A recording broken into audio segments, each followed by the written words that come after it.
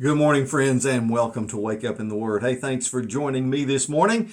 Hey, I'm drinking out of the old Associational Partnerships cup because I work with the Baptist associations in North Carolina, if that matters, South Carolina still as well, and love the partnerships we have to carry the gospel to the world.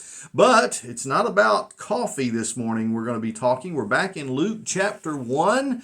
And in Luke 1, we're heading into labor and delivery, the first of two exciting births that we see here as Luke starts his gospel. And of course, the first one is not Jesus, it's John. Let's see what's going on here. We pick up down in verse number 57 and we head off for the first magnificent birth that has some wonderful implications in it. And you're going to notice this immediately in the story. Or maybe I'm going to give you some details you haven't thought of before. It says in verse 57 that now the time had come for Elizabeth to give birth, and she had a son. That's about all we say about what happened in labor and delivery. Don't know if it was easier, harder, more difficult. How many times did she scream? You know, a lot of folks love all the details about stuff like that. No, the Bible's not going to do that to us this morning. Instead, it just says, hey, Elizabeth has had a son. Now, think about how important that is, because remember, Elizabeth is at the age that some folks in our day and age would have said, my goodness, you're too old for this. It's dangerous for you to have a child. Why are you even thinking about this? The same kind of scenario that might have come along between Abraham and Sarah in their old age when they were blessed with Isaac. So here is an old woman, Elizabeth, giving birth to a son. Apparently everything went fine, because in the next verse, verse 58, then her neighbors and relatives heard that the Lord had shown her his great mercy, and they rejoiced with her. Well, you know, there's nothing like the party that comes along when a baby shows up. Everybody can rejoice over this, and everybody's happy, especially if that baby is healthy and seems like has a wonderful life and future ahead of him or her. Well, let's get down to verse number 59, because, of course, on the 8th day, according to Jewish custom, you take this child, a male child, to be circumcised. Now, watch what happens, because here's an implication you need to grasp. Remember, the angel said, Zechariah, because you doubted me, you're not going to be able to speak until this child is born. Well, the child has been born now for 8 days, and apparently Zechariah hasn't uttered a word. Hang on, watch what happens. Verse 59 says, when they came to circumcise the child on the 8th day, they were going to name him Zechariah after his father. In other words, you're there with all the folks from the community. You're meeting in synagogue fashion. The rabbi's a part of this whole thing, and they're going to just automatically call him Zechariah. Now, wait a minute. Mom says, no, you don't understand. His name's going to be called John. Yeah, that's what she says in verse 60. No, he will be called John. Now, the folks around were a little bit disturbed at this, because typically you picked some kind of name that had been in the family before. So it says in verse 61, they said to her, none of your relatives has that name. So they motioned to his father to find out what he wanted him to be called. So he asked for a writing tablet and wrote these words. You ready? His name is John. And they were all amazed. And verse 64 tells us that acknowledgement, that confession, if you will, his name is John, is what triggers verse 64. Immediately his mouth was opened and his tongue set free, and he began to speak, praising God. Wow, we got something going on here.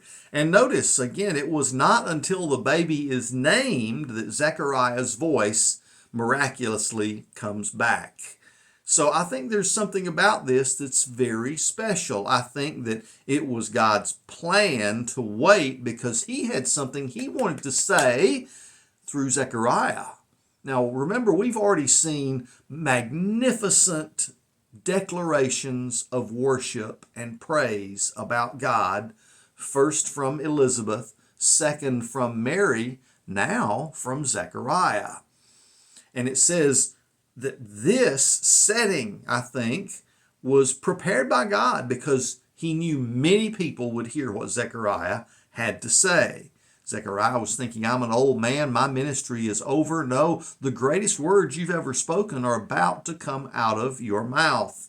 So watch what happened. Not only does it say his tongue was set free, he began to speak praising God, but then fear came on all those who lived around them, a good kind of godly fear, I think.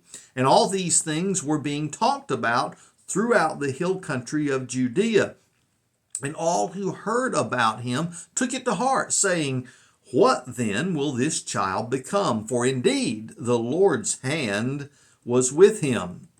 Well, that's where we run into Zechariah's prophecy beginning in verse 67, where it simply says, then his father Zechariah was filled with the Holy Spirit and prophesied.